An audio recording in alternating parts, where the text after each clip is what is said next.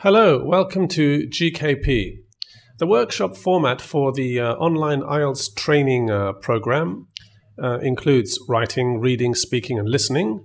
And we will look at each section and advise you on the best ways to approach and prepare for each of these IELTS sections.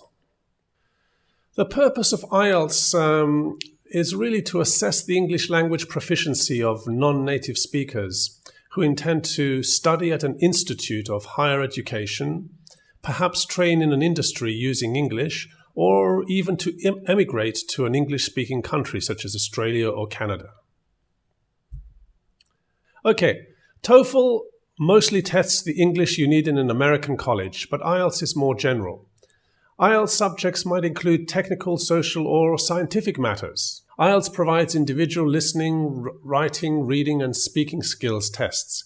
In TOEFL, these skills are integrated. In IELTS, you write by hand on paper, and you speak to a teacher. In the TOEFL IBT, you write and speak into a computer. The IELTS test. Okay, all candidates are tested in listening, reading, writing, and speaking. The listening test is about 40 minutes, and you only have one listening, so you have to be prepared and you have to study the questions. Reading is 3 sections, and it lasts for 60 minutes. And each of these sections have up to 14 questions, and this is often quite challenging for many students. Writing is also quite challenging because it involves writing 2 essays. One which lasts 20 minutes, task 1, and another, task 2, which lasts 40 minutes. And they're often quite complex topics. Speaking is often one of the easier things for many students, unless you have problems with pronunciation. The speaking is often in 3 parts and lasts 11 to 14 minutes. The total test time, including time for reviewing questions and transferring answers to an answer sheet, comes to about 2 hours and 55 minutes. All right, a little bit more detail. The listening section is often about 4 sections, and you have to answer 40 questions. Total time allowed is about 40 minutes, including time to review the questions. You only hear the listening sections. You only hear the people speaking once, so you really have to look at the questions carefully. The academic reading is about 60 minutes and includes 40 questions. These 40 questions cover 3 sections, 3 different topics, and they're usually quite unusual topics, everything from world events to academic subjects such as technology. Whereas the general training reading is a little bit different. The topics are more to do with social matters or industrial matters, although it's basically the same amount of time and is divided into 3 sections and 40 questions. Academic writing is 2 tasks. One, something to do with describing a diagram or a chart or a table. And the second part is often an argumentative essay of some kind, where you have to express views for and against something. The general training writing is more often to do with applications, letters of complaints, and things like that. Okay, the speaking is the same for both areas, academic reading and general training, and involves about 3 sections. In the latter sections, the speaker is asked to talk about a specific topic for a few minutes. Listening. Okay, 40 minutes, 4 sections and 40 questions. Now, these are real world or real life listening situations. You may be listening to 2 people talking about a business deal. You may be listening to somebody like a tutor and a student talking together about their homework. Or you may be listening to a lecture about a new invention or a new discovery in science. Now, it starts off much easier, and it gets more difficult. The lecture is usually the most difficult thing. Okay, the range of topics I've explained. They're from scientific subjects to simple business transactions to teachers and students reviewing homework. Tasks are basically answering questions about this, about these recorded listening sections, and the skills you need are actually you need to understand the questions very well. You need to make sure that you highlight the key words, and you need to learn to search for specific information, such as dates, places, and names. And then you need to also understand the gist, the basic idea of what the people are talking about. What's the basic subject that they're discussing? Okay, one of the other things that listeners need to be able to determine or identify is the speaker's attitude or opinion. Do they support the area they're talking about? Are they against it? Do they have a strong opinion about something, etc.? Okay, the reading. The reading is 60 minutes, and you have to read 3 passages and answer 40 questions about the passages. This is often quite difficult for students, as the subjects are quite difficult themselves, and you have a limited amount of time in which to find information. These texts are taken from books, magazines, journals, and newspapers, and may be about everything from the latest trends to a scientific report to a scientist's view of the future, etc. The question types. The questions often ask you to do several things. Sometimes they ask you to find detailed information. Sometimes the questions ask you to identify the attitudes of the writer or the main reviewer. Other times the questions just want you to fill in a diagram or complete a table. And in general, you may get comprehension questions. You know, what in fact is this person saying? Is this person saying this, that, or another thing? And then you have to choose which is the closest to what is being said in a text. Okay, writing. Writing is 60 minutes, and you have 2 tasks. Task 1, which is 20 minutes, you have to describe a report. Well, you have to write a descriptive report. So what you have to do is describe a table, a graph, a chart, or something, or even a diagram.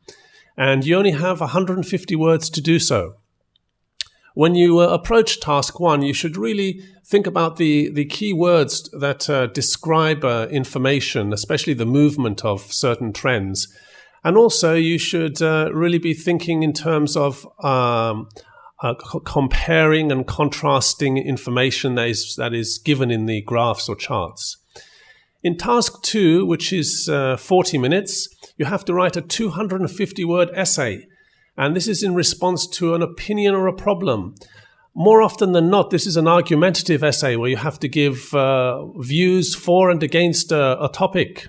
The topic could be something like, is nuclear power a good or a bad thing? Okay, so you may have to discuss issues, construct an argument for and against, or just for, or perhaps you just make a general report on something. Okay, and you have to use the appropriate tone and register.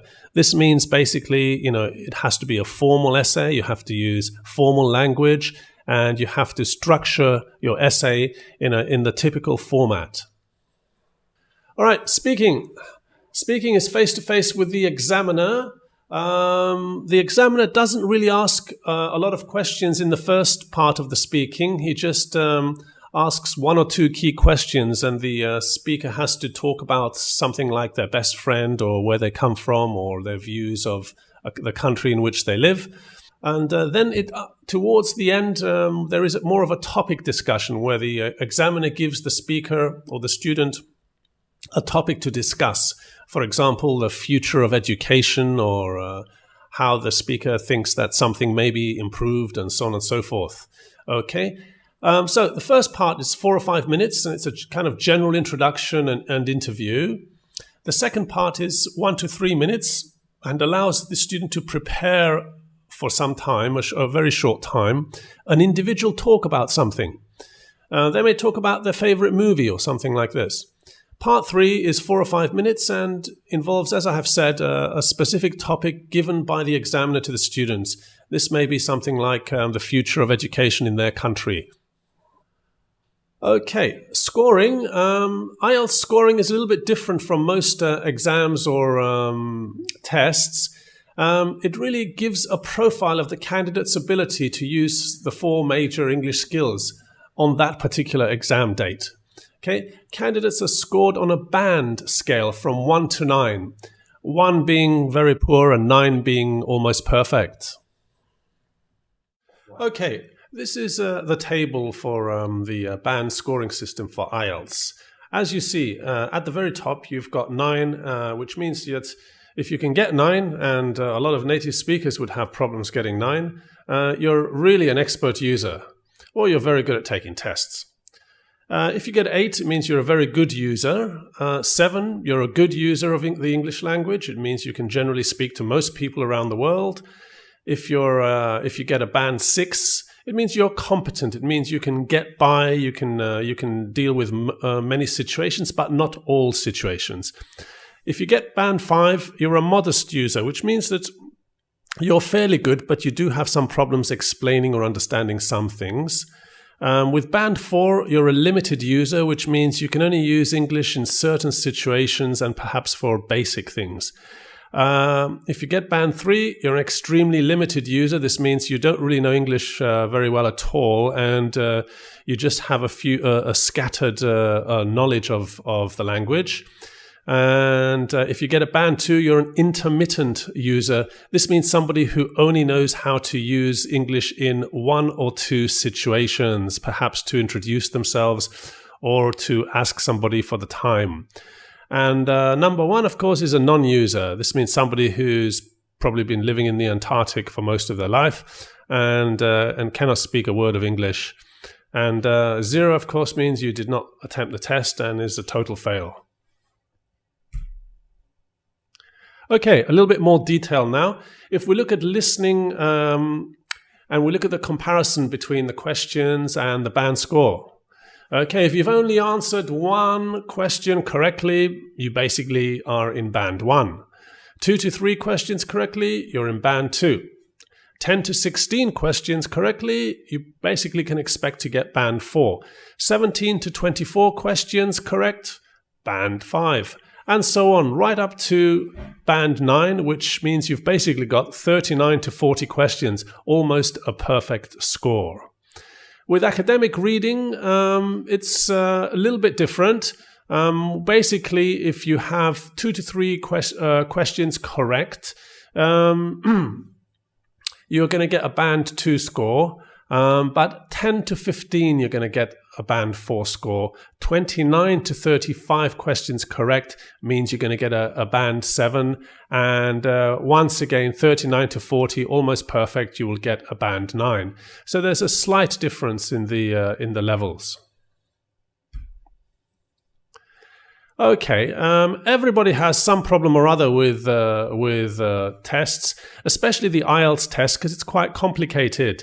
One of the problems is unrealistic expectations. There are people who come to me and say, Eric, I'm basically pre-intermediate and I would like to take the IELTS test in 1 month. And I say, good luck.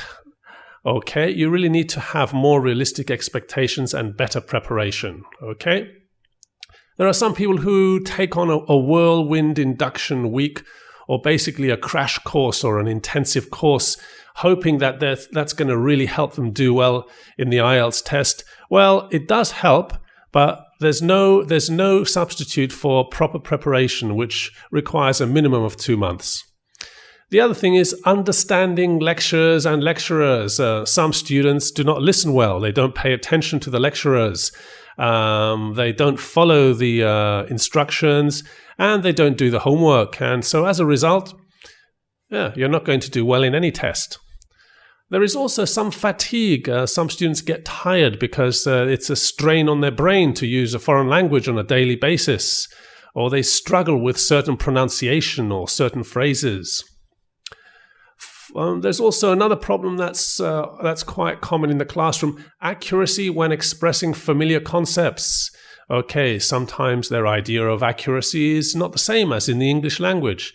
In English, we generally are quite accurate and precise about all kinds of details, whereas in the speaker's native language, it might be perfectly okay to be rough or general about certain areas.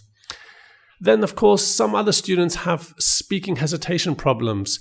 Perhaps they feel afraid that if they speak English, they'll make a mistake.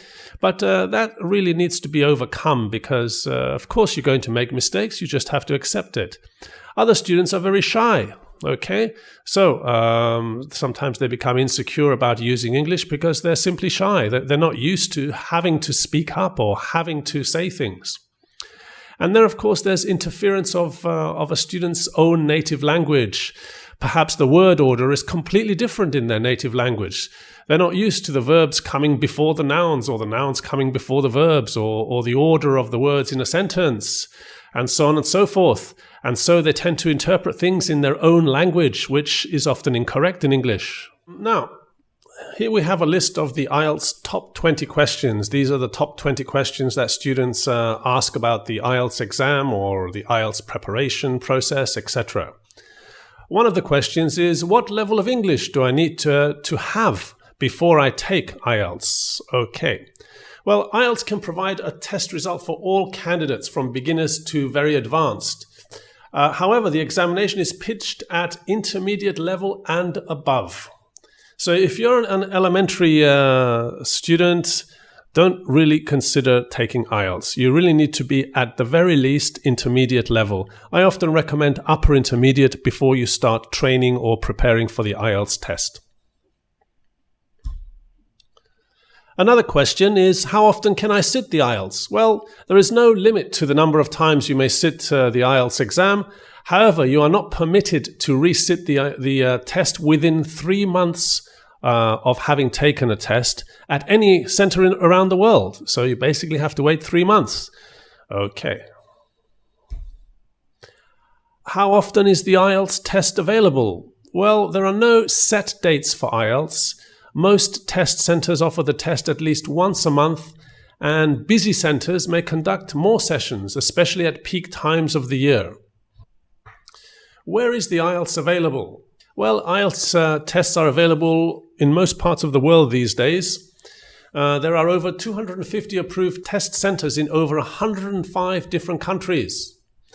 You can contact the UCLES, the British Council, or IDP Education Australia for an up-to-date list of centers. The IELTS handbook can also answer more of your questions. Do you get a certificate? Do you get some kind of a certificate at the end of the IELTS test? Well, the short answer is no, but you will receive a kind of test report. It's called the TRF, or test report form, from the center where you sat the test or where you took the test. This shows your overall band score and also the band score for each part of the test, reading, writing, speaking, and listening. How long is this test score valid for? Well, as with most language proficiency tests, the result has to have a maximum shelf life of approximately 2 years.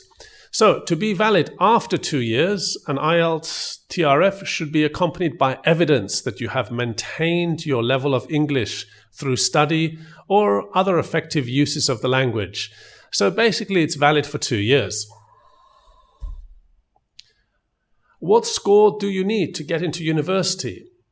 Okay, what IELTS score or band do you need to get into university? Well, this really depends upon the university or the institution to which you're applying. Okay, some courses with a heavy emphasis on language, such as literature, may ask for a higher score. You should seek advice from the faculty or the university to which you are applying. Okay, another question. Do I need to pass each paper to pass IELTS? Well, there's no actual pass mark for IELTS. As we've said, it's a band system. And you'll receive a TRF, which shows your performance on the 9-band scale in each of the 4 modules. Now, these 4 scores are then combined to produce your overall band score. So there are no IELTS certificates, just this TRF form and the final band score. How long does it take for you to get your IELTS results? Okay. You will usually receive your results within 2 weeks of having sat the test. The result will come from the center where you sat the test. Okay, question 10. If I reach a satisfactory level in one part of the test but not in other parts, do I have to sit the whole test again? Yes, you do. You can't be good in just listening and completely hopeless in writing and reading. So you have to sit all 4 modules each time you sit IELTS. Your score on all parts of the test will be recorded on each TRF. When are you ready to prepare for the IELTS test? Ideally, candidates should be at upper intermediate level, as I've already explained, and then they should follow a 1, 2, 3 month preparation program, depending on how intensive it is. What are the most difficult aspects of the IELTS test? Okay, this really depends on the individual, but most people have difficulty in 3 areas or 3 aspects. One of them is the limited time they have to do the tests. Basically, you have to do a lot of work in a limited amount of time, especially for reading and writing. The second difficulty that some people have is practicing the tips and time-saving measures. A lot of students don't master the advice that the tutors give them on how to save time and how to look for specific answers and so on and so forth. And then finally, the other thing that students have problems with is unfamiliar topics. A lot of the topics in the reading test especially are really unfamiliar to many people around the world. They're often exclusive topics that would be familiar only to people raised in a developed nation. Okay, one of the other questions that some students ask is do they take all the tests on the same day? Well, the answer is that the listening, reading and writing modules are taken on the same day, but the speaking test is usually on another day. But sometimes it can be on the same day. But more often than not, it's 2 or 3 days later, depending on the center that you're taking the test. Can you do the IELTS on a computer? Well, there is a computerized version of IELTS known as CB IELTS. And this will be available at some centers for the listening and reading tests only. You can choose whether to take the writing test on screen or on paper. However, you will always be able to take the pen and paper version of the test at all these centers. What about age? Some people wonder how old one has to be to sit an IELTS test. Okay, you often see teenagers taking IELTS tests these days, but even a teenager has to be a minimum of 16. So the IELTS is not recommended for candidates under the age of 16. Is there a difference between the academic and general training IELTS score? Yes, there is. Okay, the academic module is designed to assess whether a student is ready to study in the English language medium at an undergraduate or postgraduate level. So this is often at college or university. A general training score cannot be used for entry to a university. The emphasis of the general training is on basic survival skills in a broad social, industrial, and educational context. And the results are not interchangeable. You can't get a result in the general training and say, well, you know, this is probably about the same in the academic paper. Which module should I sit if I want to go to Australia or New Zealand? So if you want to emigrate to any of these 2 countries, it's probably better for you to take the general training module. The required band score may vary though. It may be from 6 to 7 depending on the year and the country and the institution. Okay, some people ask questions about the listening module. The listening is often quite easy for a number of students, especially those who've had a lot of experience in foreign countries. However, there is one problem, and that is that you only get to hear it once. So this means you really have to understand the questions. You really have to make yourself familiar with the questions and listen out for specific key phrases, words, information, dates, and so on and so forth. Okay, so there are 4 sections to the listening, and each section is played only once. Okay, some students worry if they're going to be penalized or if they're going to lose marks because they cannot spell words properly, especially in the listening test. Well, they should worry a little bit because poor spelling and grammar in your answers will be penalized. Though minor misspellings, small mistakes, are generally overlooked. Both British and American spelling is accepted, however. One of the other questions that some students ask about, especially for the writing test, is there a choice of questions? I mean, can you choose your subject? Can you choose from 2 or 3 topics? Well, the short answer is no. There will be a task 1 question, which you have to answer, and then a task 2 question, and you have to answer that. There is no other questions. You must answer both questions in the time allowed, which is basically 20 and 40 minutes.